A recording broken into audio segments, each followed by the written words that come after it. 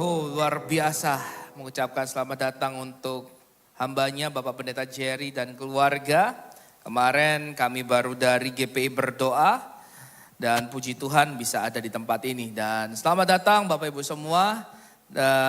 Mungkin ada jiwa baru, selamat datang. Dan tiba waktunya kita mau mendengarkan firman Tuhan.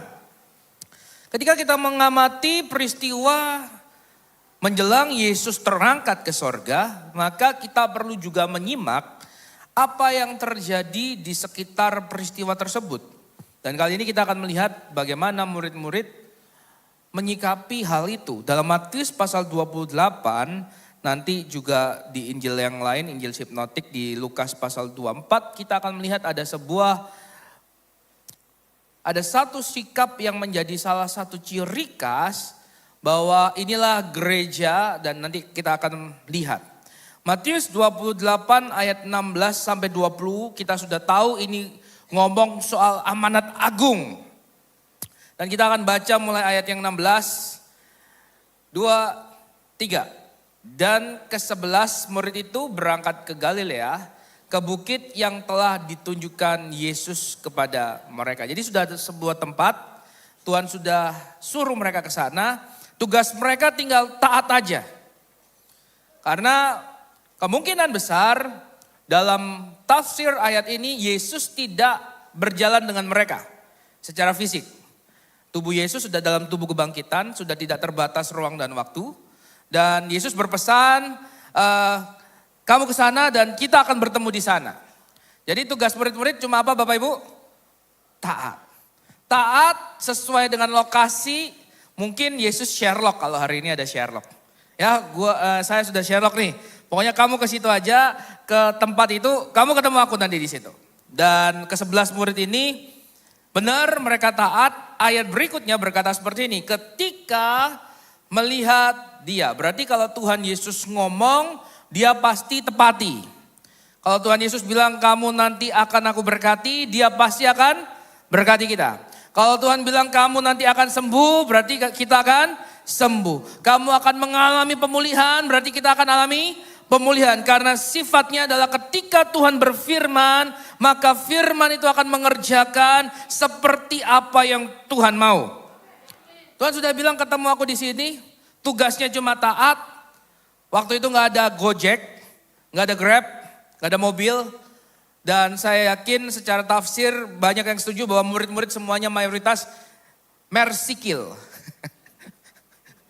Jalan kaki. Mersikil gitu. Sikil itu bahasa Jawa untuk kaki gitu ya. Jadi mereka semua berjalan dan dikatakan ini jalannya ke bukit.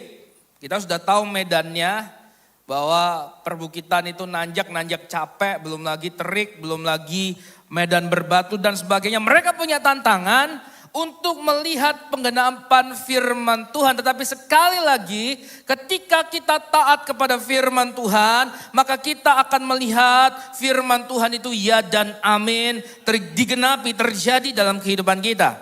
Maka itu katakan ke samping kiri kanannya, katakan yang penting kita taat dulu.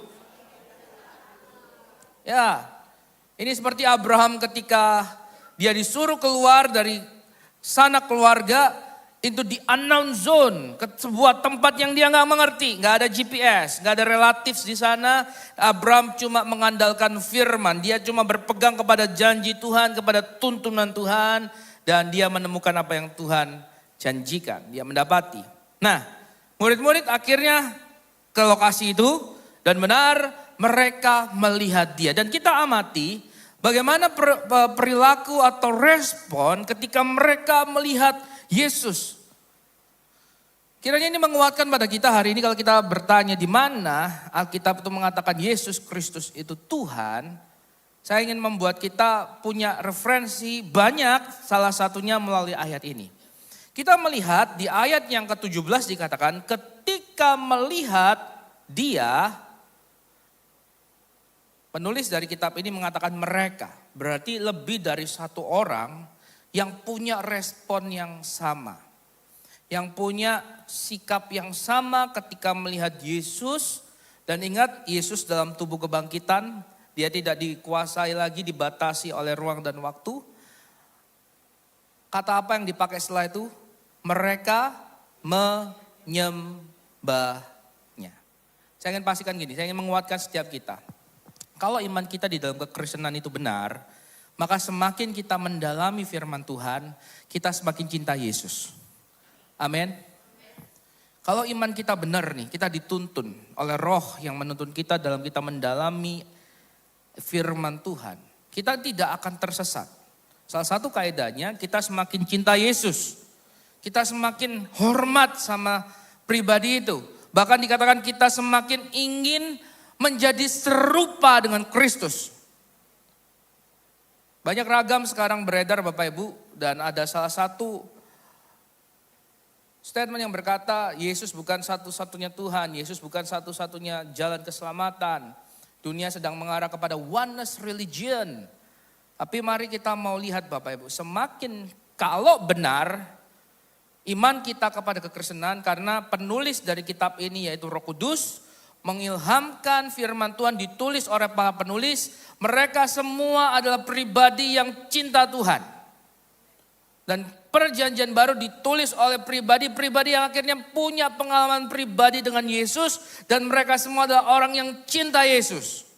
Jadi pertama, kalau benar kita benar-benar mendalami firman Tuhan dalam Alkitab, seharusnya sudut pandang kita sama dengan sudut pandang para penulis ini, yaitu mereka punya rasa hormat yang tinggi kepada Yesus. Mereka semakin cinta dan bahkan ingin serupa seperti Yesus Kristus.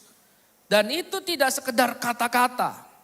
Katakan kekristenan bukan sekedar kata-kata. Ya, kekristenan bukan sekedar status. Oh ya Pak, negara kita negara agama. Sekarang ada berapa agama yang diakui? Pilihlah Pak A, B, C, D. Kayaknya yang ini yang paling enak. Enggak Bapak Ibu.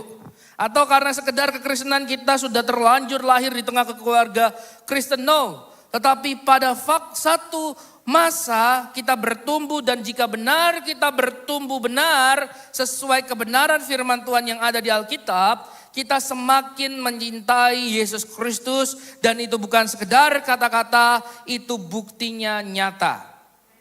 Dan dari ayat ini kita melihat apa yang mereka lakukan ketika mereka melihat sang guru agung itu, sang juru selamat itu, mereka menyembah. Saya senang ayat ini ada. Kenapa enggak mereka sekedar dikatakan mereka hormat? Kenapa tidak sekedar dikatakan mereka kagum? Tetapi ada sebuah sikap perilaku yang ini penting buat dasar kita hari ini memperkuat bahwa Yesus Kristus itulah Tuhan dan Juru Selamat. Mereka yang dimaksud ini adalah murid-murid, dan kita nggak bisa lepasin konteks budaya yang ada. Bapak Ibu, orang Israel dari sejak zaman Musa, mereka dapat 10 hukum Taurat.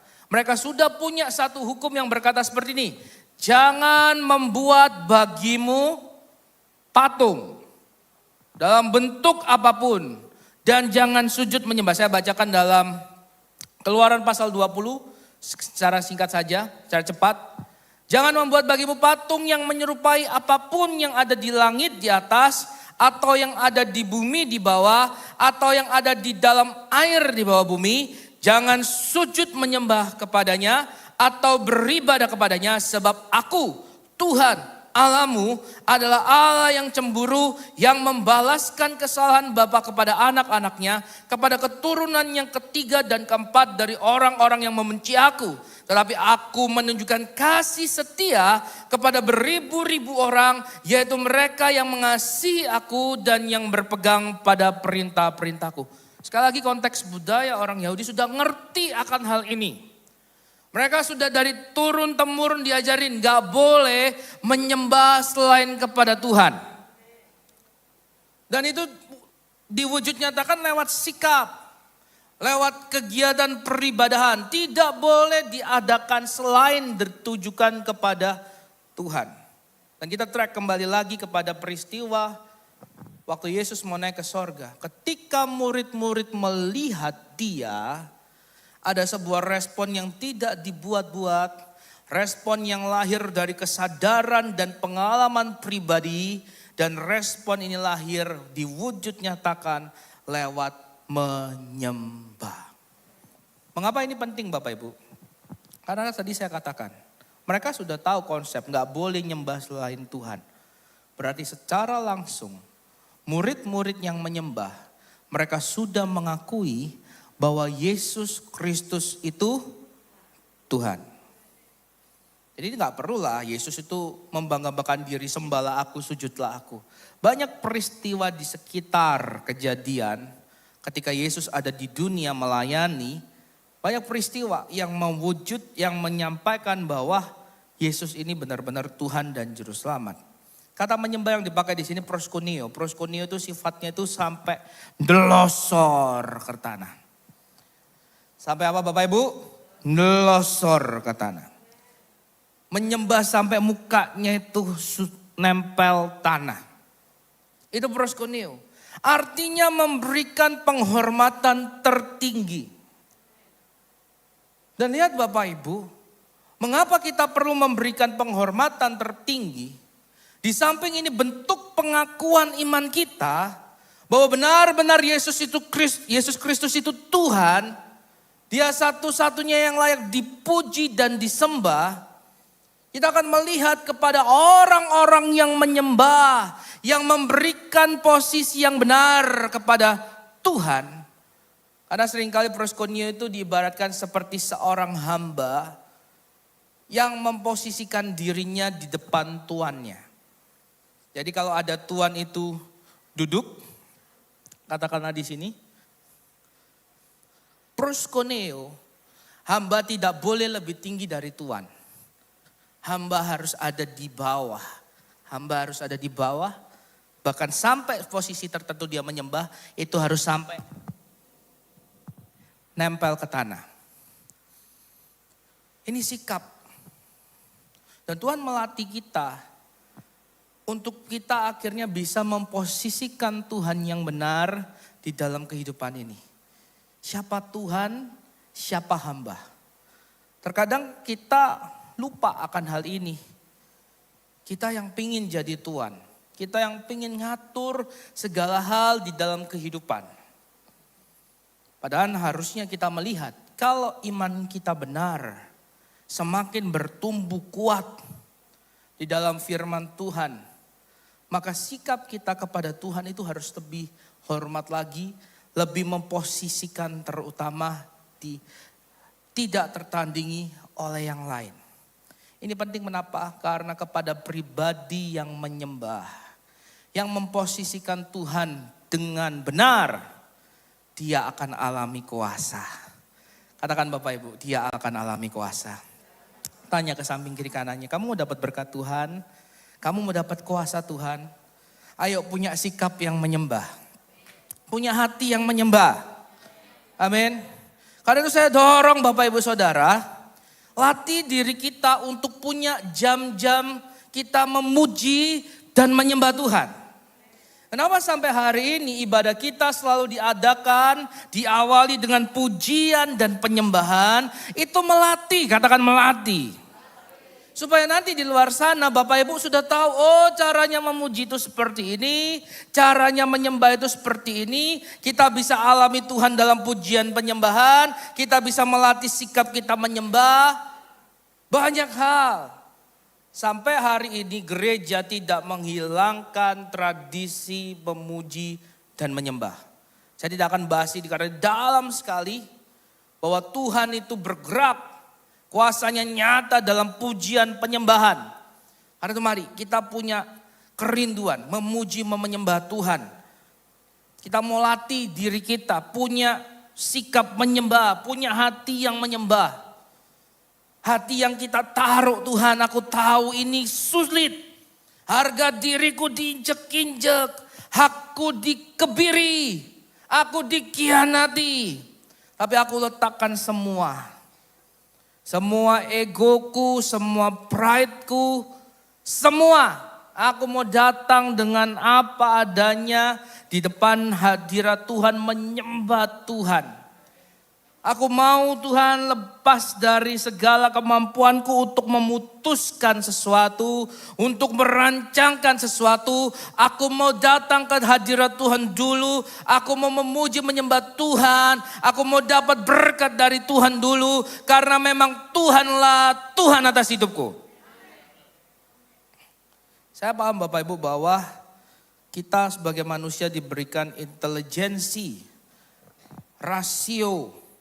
Tapi ingat, yang menjadi Tuhan atas hidup kita bukan pengalaman kita, bukan rasio kita, bukan segala faktor manusia. Tetapi yang menjadi Tuhan dalam hidup kita haruslah benar-benar Tuhan di atas segala-galanya.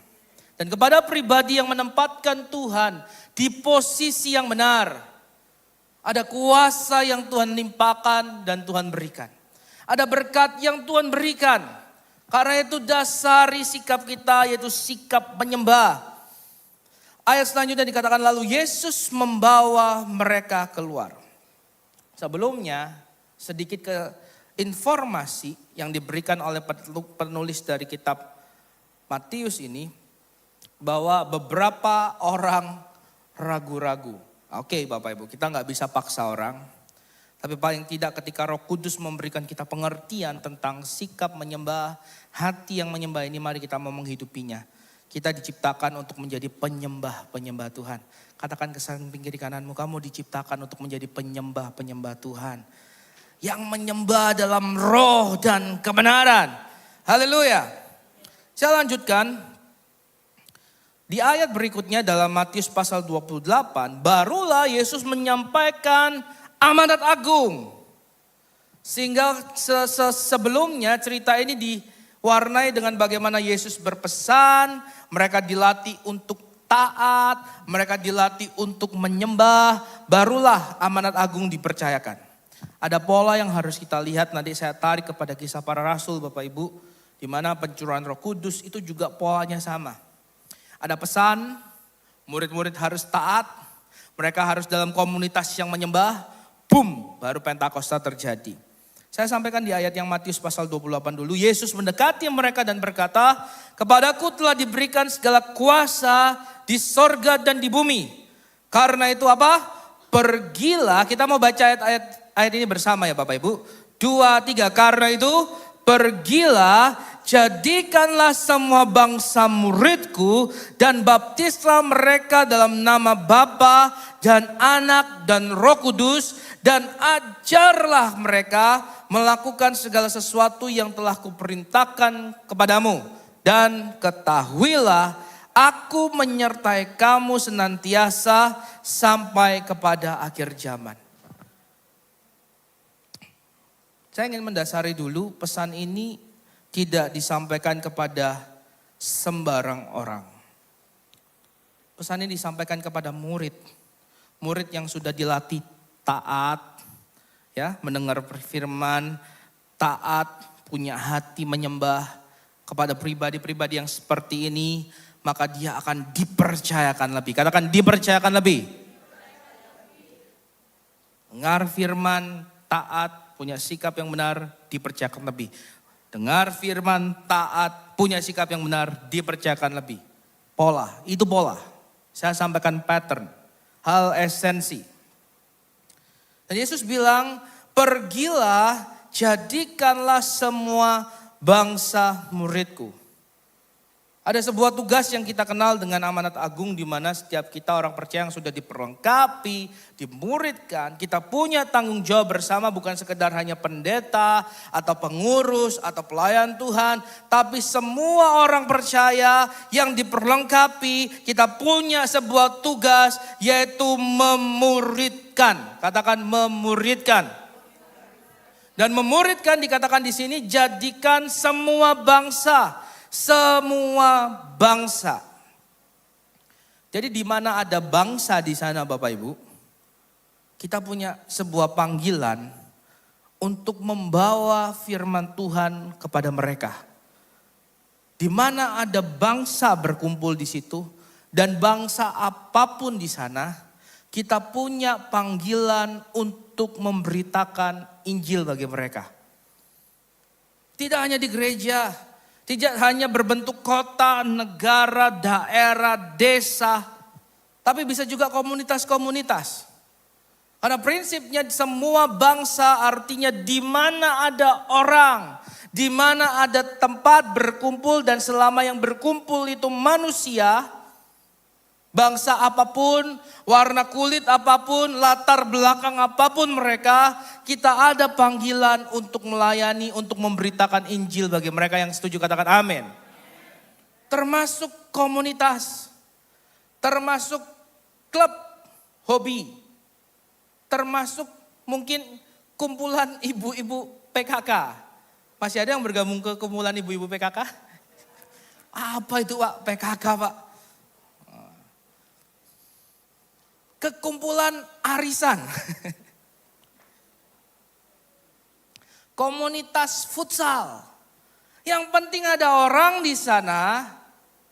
Itulah target di mana Tuhan panggil kita untuk memuridkan. Tuhan panggil kita untuk sharing firman, berbagi. Karena mereka harus diajar.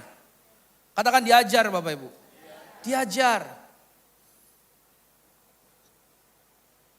Saya akan punya sesi khusus untuk mendalami hal ini. Tapi saya potong sampai di sini Bapak Ibu.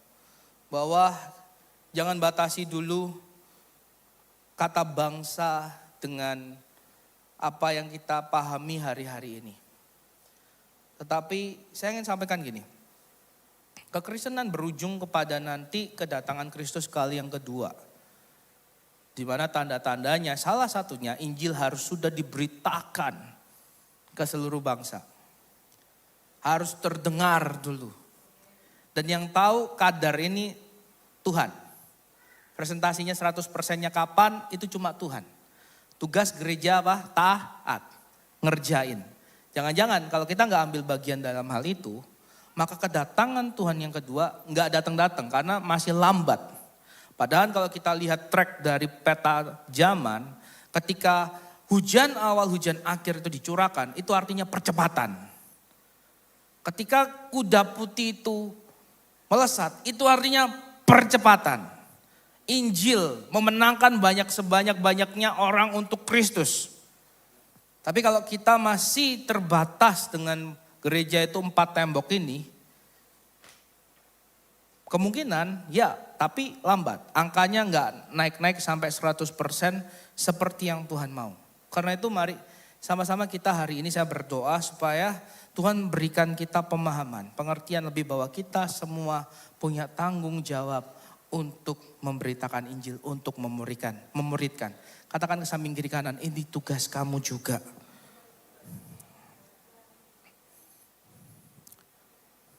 Kita sudah lihat, maka kisah para rasul ketika Pentakosta itu mau terjadi, di mana hari ini kita tahu di kondisi, di momen, di event itulah Roh Kudus dicurahkan, maka ada pola yang sama. Ada orang-orang yang sudah dengar firman Tuhan, mereka sudah diperlengkapi dengan firman Tuhan, mereka taat, mereka mengikapi dengan benar, mereka berkumpul, berdoa, menanti-nantikan pencurahan, menanti-nantikan kedatangan Roh itu, dan boom, kepada orang-orang itu kuasa Tuhan dicurahkan.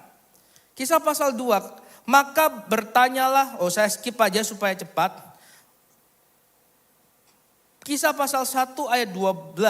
Setelah Yesus bilang nanti kamu akan diperlengkapi dengan kuasa dan kamu akan menjadi saksi Yerusalem, Yudea, Samaria sampai ke ujung bumi. Maka setelah mendengar itu mereka melihat Yesus naik terangkat ke sorga. Dikatakan maka kembalilah, ayat 12 dari Kisah Para Rasul pasal 1. Maka kembalilah rasul-rasul itu ke Yerusalem dari bukit yang disebut Bukit Zaitun, yang hanya seperjalanan sabat jauhnya dari Yerusalem. Setelah mereka tiba di kota, naiklah mereka ke ruang atas, tempat mereka menumpang.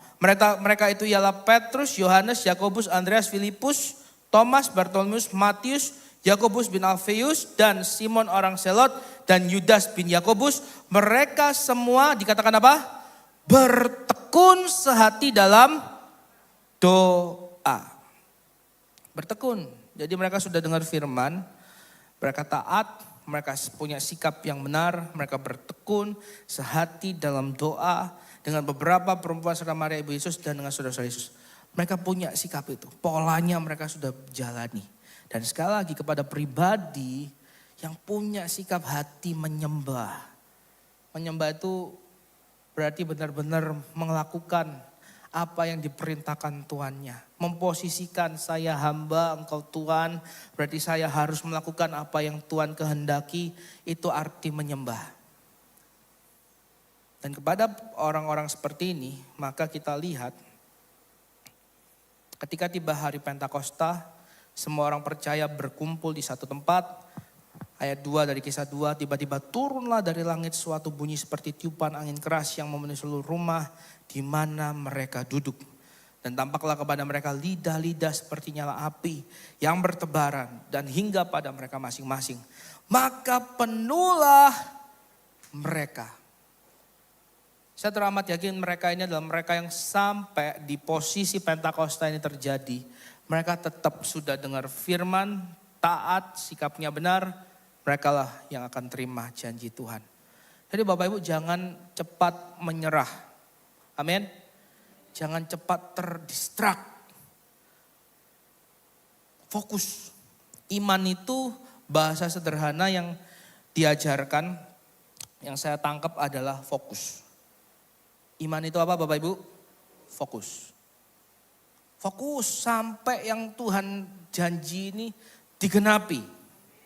Fokus, percaya, dan bukan sekedar cuma kata atau sekedar cuma angan-angan, bayangan, tetapi dengan tindakan nyata. Kalau Tuhan berkata engkau akan diberkati,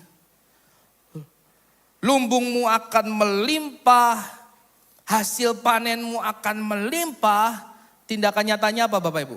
Duduk-duduk? Enggak. Tindakan nyatanya mulai cari benih, cari cangkulan, mana ladang yang bisa digarap, garap. Kalau Tuhan janji engkau akan jadi anak yang pintar. Masa depanmu diberkati.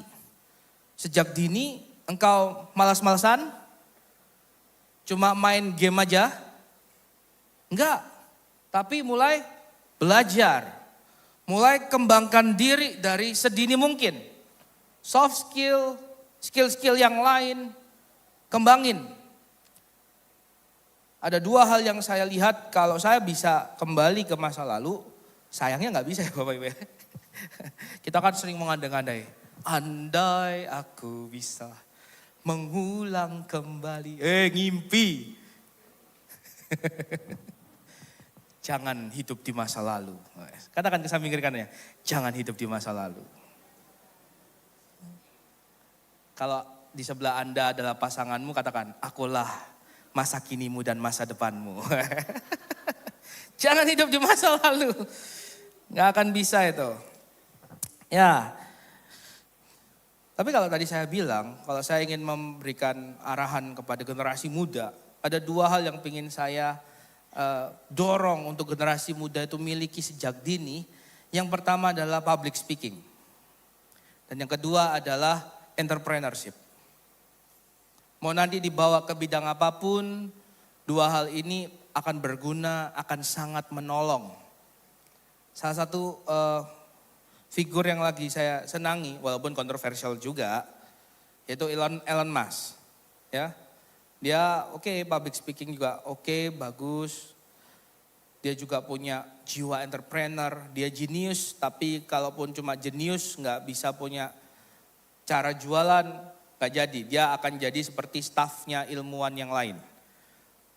Tapi saya tidak sedang bilang bahwa Anda harus jadi pengusaha semua. Tidak Bapak Ibu, karena jiwa entrepreneur itu bisa di seluruh bidang. Kalau Anda punya semangat entrepreneur, kayaknya akan lebih berhasil daripada kalau tidak. Jadi itu, dan yang pasti kembali lagi kepada Pentakosta. Ketika orang-orang ini mereka dengar firman, mereka taat, mereka punya sikap yang benar, mereka sudah siap janji Tuhan itu terjadi di dalam kehidupan mereka. Nah mari kita bayangkan Bapak Ibu, ketika tadi saya bilang bahwa di Matius pasal 28, Kita pergi jadikan semua bangsa murid Tuhan. Bayangkan di mana tempat, komunitas apapun kita di sana, ketika ada orang-orang yang punya konsep ini terjadi, dia lakukan. Maka Pentakosta bisa hadir di sana Bapak Ibu. Roh Kudus bisa bekerja, bermanifestasi luar biasa di sana. Ya, di sini juga harus. Di sini tempat kita semua kembali dicas lagi, dibakar lagi. Tapi ternyata Tuhan gak mau sekedar kita diperlengkapi doang tapi gak dipakai gitu. Tapi kita harus mau mempersiapkan diri ke sana. Karena di sana juga menunggu pernyataan kuasa Roh Kudus terjadi. Di sana juga menunggu kasih Tuhan mengalir. Kuasa Tuhan dinyatakan ke sana. Kemana Bapak Ibu? Ke sana. Saya ingin mendorong kita sama-sama punya spirit. Ayo kita juga harus hebat di sini, di dalam sini, di komunitas kita yang sudah ada ini. Tapi juga kita mulai sama-sama lihat ada tempat di sana. Kita harus ke sana. Karena di sana juga butuh kuasa dan kasih Tuhan dinyatakan. Sekali lagi kemana? Ke sana.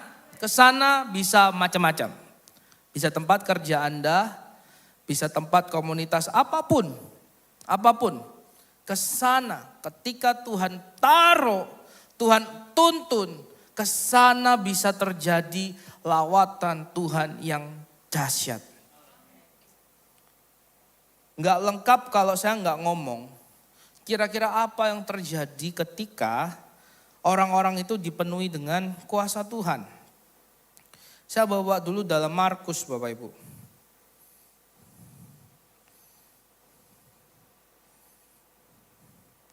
Markus pasal yang terakhir. Ayat 15, lalu ia berkata kepada mereka, pergilah ke seluruh dunia. Beritakanlah Injil kepada segala makhluk. Siapa yang percaya dan dibaptis akan diselamatkan. Tetapi siapa yang tidak percaya akan dihukum. Tanda-tanda ini akan menyertai orang-orang yang percaya. Mereka akan mengusir setan-setan demi namaku. Mereka akan berbicara dalam bahasa-bahasa baru bagi mereka. Saya ingin menyederhanakan seperti ini. Seperti ketika kita melihat orang yang terikat karena kebiasaan buruk. Apakah itu narkoba, pornografi, atau hari-hari ini mungkin game. Siapa yang melepaskan mereka? Anak-anak yang tercandu game. Bahasa-bahasa yang baru. Siapa yang membuat mereka bisa ngerti meso itu gak bagus? Siapa yang membuat mereka bisa mengerti mengumpat itu gak bagus? Di zaman saya saja sudah ada tren yang terbentuk bahwa bahasa gaul salah satunya adalah mengumpat. Nggak senang mengumpat, kaget ngumpat. Jadi kayak latah. Tapi meaning di dalam bahasa itu kan buruk. Yang ada kuasa ketika kita mengucapkannya. Siapa yang mengajarkan mereka sehingga mereka bisa berbicara dalam bahasa baru? Yes, mungkin konteks yang ditekankan di sini adalah karunia lidah, bahasa roh saya sangat setuju. Tetapi bahasa baru juga adalah bahasa yang kalau kita lihat bahasa roh, Pak Samji kemarin sampaikan bahasa roh yang tadi Pak Gembala juga di ibadah 1 kalau kita lihat sudah disampaikan. Bahasa yang tidak dimengerti. Mungkin kalau orang yang gak ngerti mereka ngomong ngapain orang Kristen Pentakosta karismatik itu. Lama. Itu ejekan, ketidakpahaman. Tetapi kalau kita lihat dari akar katanya, bahasa roh itu bahasa mulia. Bahasa yang derajatnya tinggi. Kalau di Jawa, keraton Jawa, itu orang dalamnya kalau ngomong sama sultan, itu mungkin pakai bahasa yang paling halus. Saya nggak bisa contohkan karena saya nggak tahu. Tapi pasti ngambil bahasa paling halus. Atau kalau dalam bahasa Indonesia mungkin seperti ini. Yang mulia baginda raja. Hamba sampai bahasanya, intonasinya. Nggak mungkin kan ngomong gini. Hei baginda, mau apa kowe? Nggak mungkin, pasukan pengganti ya. Nah, selesai. Bahasa roh itu bahasa halus, bahasa sopan, bahasa yang derajatnya tinggi. Makanya jelas bahasa roh bukan ditujukan ke sesama manusia Bapak Ibu. Anda gak mengerti itu memang bukan bagian Anda. Bahasa roh adalah bahasa mulia yang seorang ciptaan tujukan kepada sang pencipta. Gak ada yang bisa nandingin bahasa ini. Tetapi saya ingin sampaikan sesederhana ketika kita masuk dalam konteks siapa yang akan ngajarin seorang anak muda gak ngomong kotor lagi. Karena saya berprinsip begini, kalau benar Roh Kudus itu, roh yang benar itu bermanifestasi dalam hidup kita. Kalau benar hari ini kita ngomong kita sudah berbahasa roh, maka bahasa kita sehari-hari juga Tuhan ubahkan. Yang setuju katakan amin. Jangan sampai kita ngomong bahasa roh kepada Tuhan, bahasa yang tinggi, tapi ke sesama kita pakai bahasa kebun binatang. Berarti ada yang tidak cocok, nggak match. Yang kita harus selaraskan lagi. Di mana terjadi polarisasi ini, harusnya match. Kalau Roh Kudus yang benar itu mengurapi kita dibuat berbahasa roh, bahasa kita dengan sesama juga harus berubah. Bahasa baru. Mereka akan memegang ular dan sekalipun mereka meminum racun, mereka tidak akan mendapat celaka. Mereka akan meletakkan tangannya atas orang sakit dan orang itu akan sembuh. Jangan pikir yang cuma sekedar lumpuh, berjalan buta melihat hari ini. Siapa yang akan menyentuh orang-orang yang depresi? Orang-orang yang kehilangan harapan, orang-orang yang punya mental health yang perlu dipulihkan. Siapa yang menyembuhkan mereka? Dan ini seringkali nggak sekedar kita temui di gereja Bapak Ibu. Terkadang ini bisa dalam momen tiba-tiba teman kerja Anda cerita. Ini tiba-tiba mungkin dalam momen rekan kuliah Anda, teman sekolah Anda, sebangku Anda cerita. Ini bisa terjadi dalam momen ketika Anda bermain dan Anda melihat dan Anda terbangun sebuah cerita mengetahui kalau teman Anda sedang bermasalah, sedang punya sakit dan ini dan itu. Dan disitulah kalau kita bisa melihat lebih dalam lagi ke sana. Tuhan mau kita pergi, Tuhan mau kita muridkan mereka, Tuhan mau kita ajar mereka. Kemana Bapak Ibu? Ke sana. Jadi peran gereja di sini adalah, sebisa mungkin kita bawa yang dari luar ke dalam. Kita perlengkapi, kita pulihkan seperti bengkel, diganti lagi onderdilnya, olinya diganti. Tapi setelah bagus kita nggak jadikan tempat ini museum. Kita nggak jadikan tempat ini showroom. Tapi kita kembali utus ke sana. Dan ini akan terus berjalan. Ada yang dari sini kita utus keluar, ada yang dari luar kita bawa ke sini untuk mereka tertanam, diperlengkapi dan siap untuk diutus kembali. Dan kepada orang-orang yang seperti ini kuasa Tuhan ditujukan. Jadi kalau Anda rindu melihat dalam kehidupan Anda, karunia penyataan Roh Kudus itu bekerja siap untuk diutus. Katakan ke samping kiri kananmu, siap untuk diutus. Wah Pak, saya nggak mau Pak ke pedalaman. Nggak harus ke pedalaman Bapak Ibu. Tadi saya bilang ke komunitas PKK, arisan, komsel, tempat main, teman belanja, teman jalan-jalan, teman healing, berbagai macam komunitas. Yang penting syaratnya kalau itu manusia, Anda siap diutus untuk dia. Amin. Amin. Dan menarik, saya undang tim responsif maju ke depan.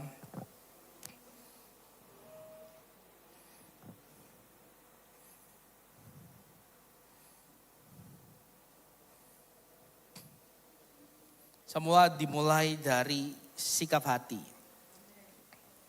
Apakah kita mau menjadi pribadi yang terus merendahkan hati kita, hidup kita di bawah kaki Tuhan, dengar firman Tuhan, taat, sikapnya benar, boom, barulah kuasa itu Tuhan nyatakan. Barulah berkat Tuhan itu Tuhan nyatakan.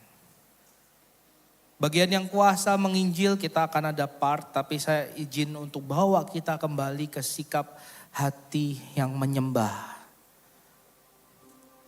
Kita perlu Bapak Ibu mendasari ini. Karena kalau kita sudah lewat di fase ini, kita sudah dengar firman, saya yakin kita sudah banyak dengar firman Tuhan. Kita sudah taat. Saya yakin Bapak Ibu kita orang-orang yang taat, kita bukan pemberontak-pemberontak. Enggak ada yang bangga cita-citanya, saya jadi pemberontak Pak di tempat ini. Enggak ada ya.